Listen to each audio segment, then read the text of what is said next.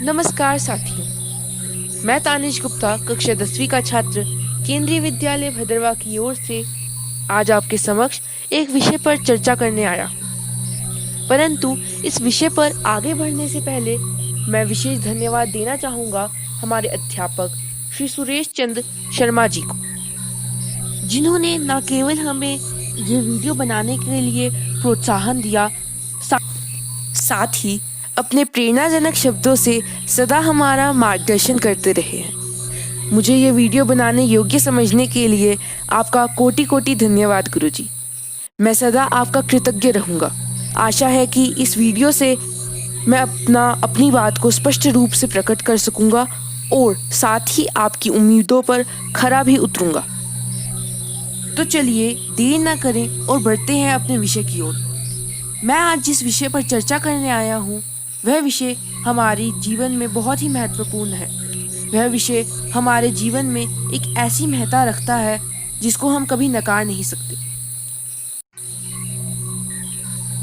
में से कई लोग ये जान गए होंगे कि मैं किस विषय की बात कर रहा हूँ। जी हाँ, जिस विषय की मैं बात कर रहा हूँ वह है पर्यावरण। हमारा पर्यावरण जो विभिन्न तत्वों का मेल है, जहाँ एक ओर पेड़ों का विशाल स्वरूप देखने को मिलता है तो दूसरी ओर मुस्कुराते हुए रंग बिरंगे पुष्प है। कहीं नवजात कलियों का यौवन फूट रहा है तो दूसरी ओर वनस्पतियों और बेलों का फैलाव है। कहीं मादक सुगंधों का प्रभाव अनुभव होता है तो कई पक्षियों का कूकना मन में बस जाता है। परंतु पर्यावरण की छटा का विस्तार एवं विवरण फागुन माह के सौंदर्य का वर्णन किए बिना अधूरा है। यह कहना अतिशयोक्ति नहीं होगा कि फागुन माह तो प्रकृति का श्रृंगार है। फागुन माह और प्रकृति का यही अनमोल संबंध देखने के लिए आइए हम शुरू करते हैं एक कविता जिसका नाम है अट नहीं रही है, जिसके कवि हैं सूर्यकांत त्रिपाठी निराला। तो आइए हम जानते हैं सूर्यकांत त्रिपाठी निराला के बारे में। सूर्यकांत त्रिपाठी निराला का जन्म पश्चिम बंगाल की महिषादल रियासत में सन 1899 में हुआ। उनका परिवार मूलतः उन्नाव जिले का रहने वाला था। निराला की आरंभिक शिक्षा महिषादल राज्य में हुई। उन्होंने संस्कृत तथा अंग्रेजी घर पर सीखी। बांग्ला में रहने के कारण उनका बांग्ला पर असाधारण अधिकार था। उन्होंने हिंदी भाषा सरस्वती और मर्यादा पत्रिकाओं से सीखी। 14 वर्ष की आयु में उनका विवाह संपन्न हो गया।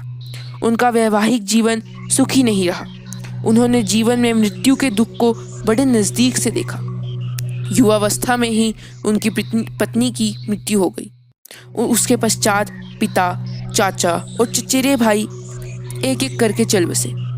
अंत में जब उनकी पुत्री सरोज भी काल के गाल में समा गई तो कवि का हृदय वेदना से टूक टूक हो गया। जीवन भर स्नेह के संघर्ष में जूझते जूझते सन 1961 में उनका भी देहांत हो गया। उनकी प्रमुख काव्य रचनाएं हैं अनामिका, परिमल, गीतिका, कुकुरमुता और नए पत्ते। उपन्यास, कहानी, आलोचना और निबंध लेखन में भी उनकी ख्याति अविस्मरणीय है। निराला रचनावली में उनके 8 खंड दिए हुए हैं जिनके अंदर उनका पूर्ण साहित्य प्रकाशित है। निराला विस्तृत सरोकारों के कवि हैं। दार्शनिकता, विद्रोह, क्रांति, प्रेम की तरलता और प्रकृति का विराट तथा उदात्त चित्र उनकी रचनाओं में उपस्थित हैं। उनके विद्रोही स्वभाव ने कविता के भाव जगत और शिल्प जगत में नए प्रयोगों को संभव किया। छायावाद रचनाकारों में उन्होंने सबसे पहले मुक्त छंद का प्रयोग किया। शोषित, उपेक्षित, पीड़ित और प्रताड़ित जन के प्रति उनकी कविता में जहाँ गहरी सहानुभूति का भाव मिलता है, वहीं शोषक वर्ग और सत्ता के प्रति प्रचंड प्रतिकार का भाव भी। उन्होंने ऐसी कई कविताएं भी लिखी जिसमें पर्यावरण के बारे में कई ऐसी चीज़ें लिखी हैं जो उसकी सुंदरता एवं उसकी मादकता का वर्णन करती हैं। तो आइए हम देखते हैं। उन्हीं कविताओं में से एक है अट नहीं रही है। अट नहीं रही है कविता में फागुन मास की मादकता एवं सुंदरता का वर्णन है। इसके बोल कुछ इस प्रकार है। अट नहीं रही है आभा फागुन की तन, सट नहीं रही है, अट नहीं रही है। कहीं सांस लेते हो, कहीं सांस लेते हो, घर घर भर देते हो, उड़ने को दम में तुम पर कर देते हो।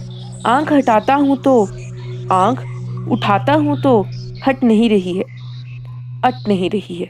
पत्तों से लड़ी डाल, पत्तों से लड़ी डाल, कहीं हरी कहीं लाल, कहीं पड़ी है उर्मे, कहीं पड़ी है उर्मे, मंदगंध पुष्पमाल, पाट पाट शोभाश्री, पट नहीं रही है, अट नहीं रही है।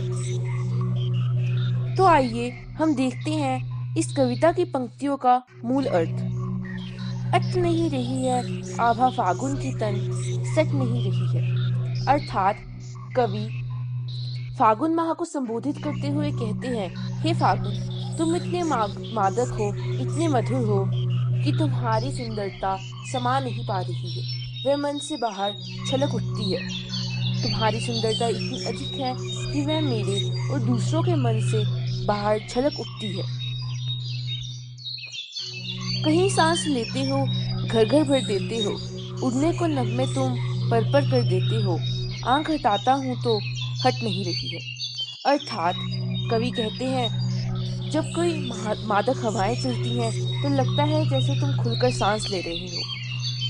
तुम्हारी सुंदरता इतनी अधिक है कि वह पूरे घर को सुगंधित और रंग बिरंगे फूलों से भर देती है। तुम्हारी सुंदरता इतनी अधिक है कि वह फूल रंग बिरंगे फूलों में प्रकट होती है। तुम्हारी सुंदरता और मादकता इतनी है कि वह पक्षियों को नभ में उड़ने के लिए आतुर कर देती है।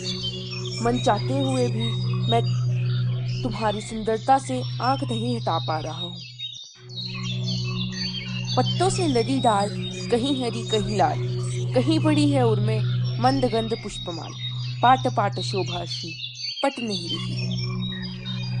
अर्थात पेड़ों पर नए पत्ते उगाए हैं, कहीं हरे हरे पत्ते तो कहीं लाल लाल, कहीं पड़ी है उर्मे, मंदगंध पुष्पमाल। अर्थात पेड़ों के गले में सुगंधित पुष्पमालाएं हैं।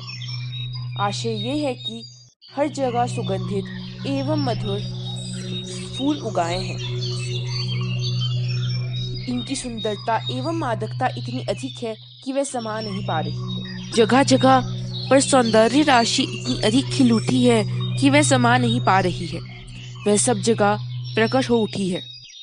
यही था सूर्यकांत त्रिपाठी निराला द्वारा रचित अट नहीं रही है कविता का आशय।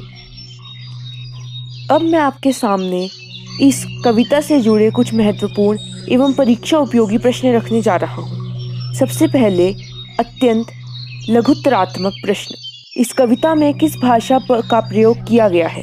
उत्तर, खड़ी बोली हिंदी। कविता में किस माह की बात की गई है?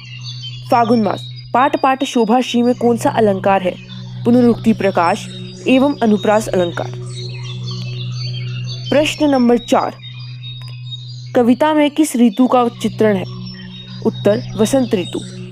प्रश्न 5, कविता में पट नहीं रही है का क्या तात्पर्य है? उत्तर, फागुन की सुंदरता समा नहीं पा रही है। लघु उत्तरात्मक प्रश्न। प्रश्न नंबर 1, घर घर में क्या भर जाता है? घर घर में फागुन की शोभा और मस्ती भर जाती है। कवि की आंख किससे नहीं हट रही है? कवि की आंख फागुन की सुंदरता से नहीं हट रही है। कविता में फागुन के सांस लेने को किस तरीके से प्रकट किया गया है? कविता में कहा गया है कि जब कहीं मादक हवाएं चलती हैं तो ऐसा लगता है कि फागुन तुम खुलकर सांस ले रहे हो। प्रश्न नंबर 4, इस कविता में किस रस का प्रयोग हुआ है? अट नहीं रही है कविता में श्रृंगार रस का प्रयोग हुआ है। इस कविता में किस तरह से प्रकृति का चित्रण किया गया है?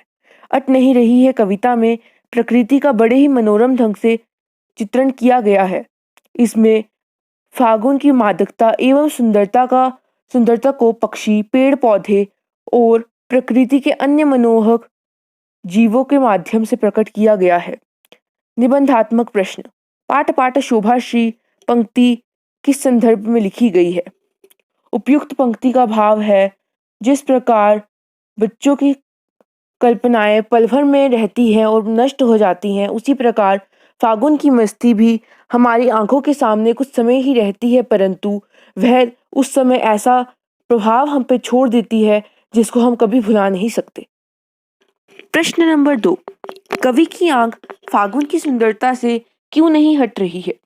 इसका उत्तर ये है कि फागुन की सुंदरता इतनी अधिक है, वह इतनी मादक और इतना मनमोहन है कि उससे नजर हटाने को मन नहीं करता। फागुन इतना सुशील, इतना सुंदर है कि एक ही पेड़ पर कई सारे रंग बिरंगे फूल और पौधे देखने को मिलते हैं। इस मनमोहक दृश्य से कवि का अपनी दृष्टि हटाने को दिल नहीं चाह रहा, वह इसे निरंतर देखते रहना चाहते हैं। अंत में मैंने सूर्यकांत त्रिपाठी निराला की कुछ काव्य विशेषताएं आपके सामने प्रकट की हैं। आशा है कि आपको प्रस्तुत भावार्थ तथा प्रश्नोत्तर से इस पाठ समझने में सहायता हुई होगी तथा ये वीडियो पसंद आई होगी। धन्यवाद।